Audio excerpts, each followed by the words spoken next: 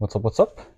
So, I've got a little bit of a shorter video today just because I wanted to test out a couple of different things. So the first thing is I'm just testing out the audio quality because I normally record in the day where I can be a bit louder, but at night I can't be as loud. So I'm going to test it out to see whether this audio is doable or not, just because, at night I have a lot more free time. So that gives me more options.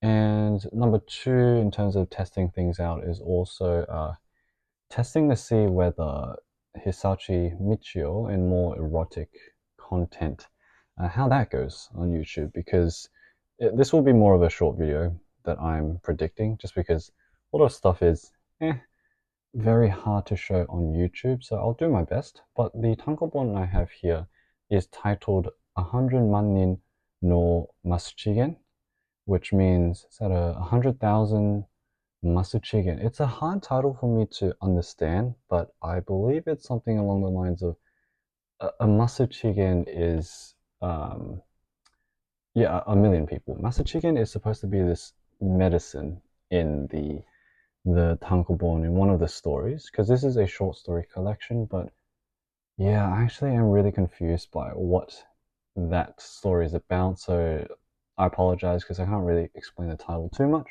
But Hisauchi Michio, I have shown their works beforehand on the channel, just as a manga haul, and yes, they do a lot of erotic stories and erotic content. But either way, I feel that it's, as with other books in the channel, explaining them and showcasing them to the world, that's my goal. So I'll do my best. And the first story, well, here are the different types of stories.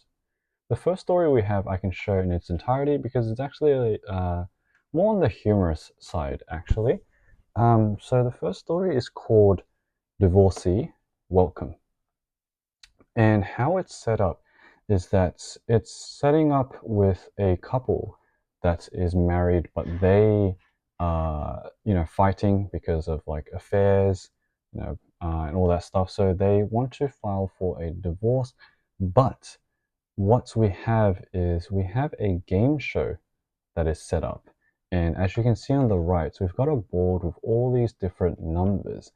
So each of the contestants, which is the husband and wife, they have the chance to throw baseballs at the board, and whatever they hit is it gives a different thing. So for the man, it starts off with every panel he hits, a picture or a part of the grid is revealed to showcase the image of the man that the wife is cheating with. And so the numbers on the board, they're also indicative of how much the person has to pay the other person as well.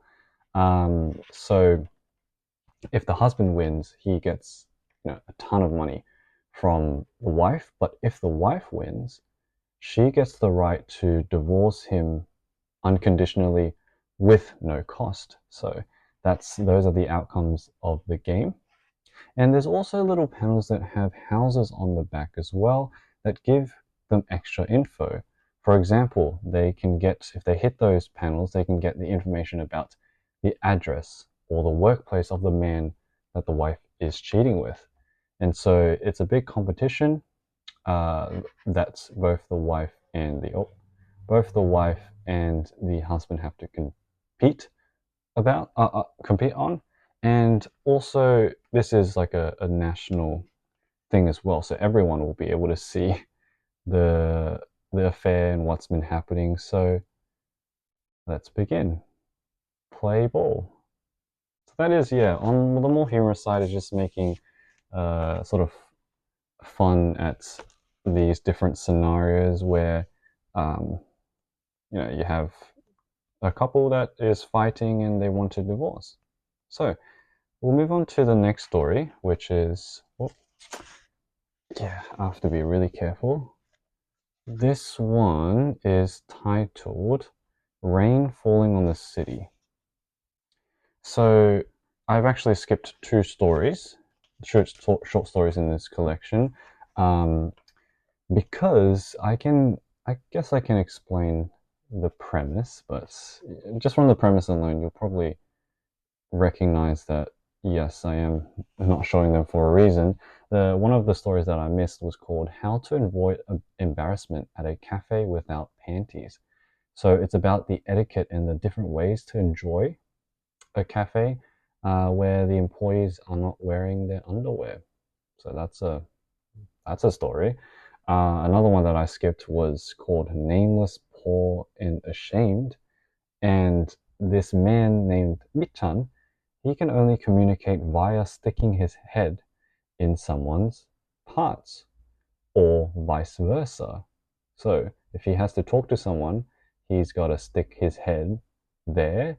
If someone wants to talk to him, they have to stick their head in there. So it's, yeah, I can't really show any of that. But that's the type of thing you can sort of expect with Hisauchi Michio. Very erotic stuff, really very weird content. But if you like that stuff, then you like that stuff. Because what I like is I like the art a lot. I like some of the absurd scenarios. Um, but what we have here is quite a simple one actually.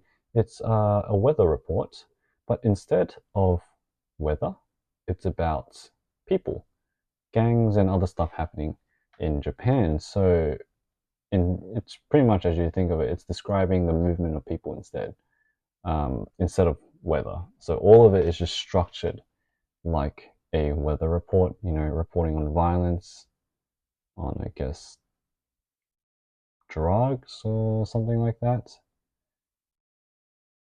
But as we flip the page, we also realize that, it's reporting on people in a weather report structure, but people are actually flying about. And here we have the gangs running in full speed. So that's pretty interesting. So it kind of was a bit truthful in the way it presented it, because we actually do have people flying around. So there you go. That was rain falling on the city. So now we skip even further to a story called Keep Our Town Clean. And also, just to update, I skipped out on one short story that was called Japanese Christmas. And that story was about, what if Santa was a job that required a license and required you to pass exams? And although that sounds like a pretty not too bad, like it sounds like I could show it. There's a lot of nudity and there's a lot of scenes in there that I can't show. So yeah, sorry about that. So we have on instead this story called Keep Our Town Clean, and it's actually a really screwed up idea actually, because essentially it is merchandising homeless beggars and reducing guilt by attaching a brand on them. So what it is that it's, as you can see here, the design, it's putting a brand on beggars so that you don't feel as much guilt, and it's like, yeah, they do become merchandise. It's like private corporate organization doing this, and there's like a whole plan on that and how they go about doing it. So that's a pretty screwed up idea. But yeah, that was that story. Quite a short one too. The next one I can't show, and what that was a story called Calligraphy Path, and it's just very perverted calligraphy. So instead of holding the brush with your hand like a normal person would, um, guess where they hold their brushes? You probably guess straight away, but yes, they're private parts. So also another reason why I can't show that. Okay, so the next story, I'm not too entirely sure what is going on here. It's called Hitsuchikai.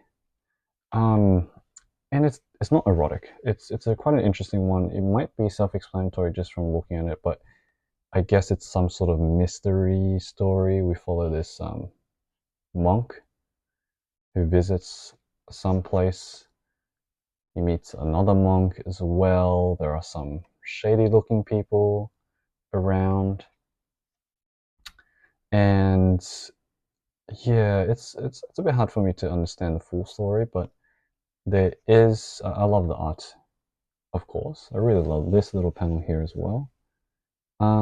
But the art is great as usual. But it seems that this man who had appeared beforehand over here was had his throat slit and was killed. So maybe this monk had something to do with it.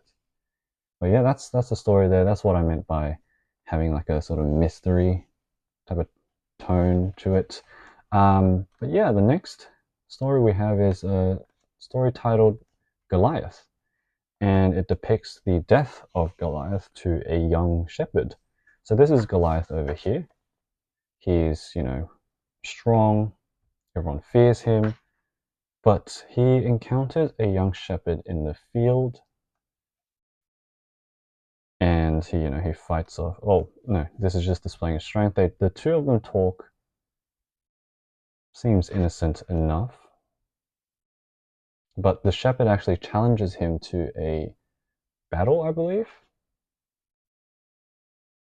And so he throws a rock using this slingshot thing, or like a sling, at Goliath, but Goliath, for some reason, actually gets hit by it. He catches it before, but something happens where he actually gets hit by it. It's a bit confusing, but he is eventually slain by that young shepherd. But the story is all about like deception, because this young shepherd, on the outside seems quite weak, but he overpowered Goliath. I'm just a bit confused on what actually happened on this page, but there you go. That's that story. And last but not least is another confusing story. I know I've been saying a lot has been confusing because honestly, a lot of this book was a bit hard to understand, especially because some of the stories were so absurd. But at least if my explanations don't make sense, at least I'm showing off the art. That's what I want to expose and show off. So getting more people into the lesser known mangaka, because Hisauchi Michio also was serializing in Garo as well. So the last story is the Momoko's arrangement, which has something to do with Momoko being like a subject of some political conflict. She's used for some political purpose, like she's being hidden in a village, something like that. That's her over here, and she grows up. But yeah, I guess she's in the middle of like a political war that she has to deal with. But of course, great art, always great art, and got the actual peach here, because I guess it's referencing Momoko, like the fable, that story about the kid born from the peach, something like that. But yeah, also interesting how Hisauchi Michio panels things. A lot of floating text on the side, minimal panels everywhere. And the last story. Oh, I can't show that. I can't show the last story, but the last story is the titular story, the Masuchigen for a million people. It's something to do with like a medicine that's uh, applied in a sexual way, I think. Something like that. I'm so sorry. I really didn't understand this one, but yeah, this one was published in 1982, and these are the stories that were in this tankobon. So one of them was in Garo, but a couple more in other different magazines. But yeah, Hisauchi Michio did serialize in Garo. And I do have some other books by him as well, just to show them off.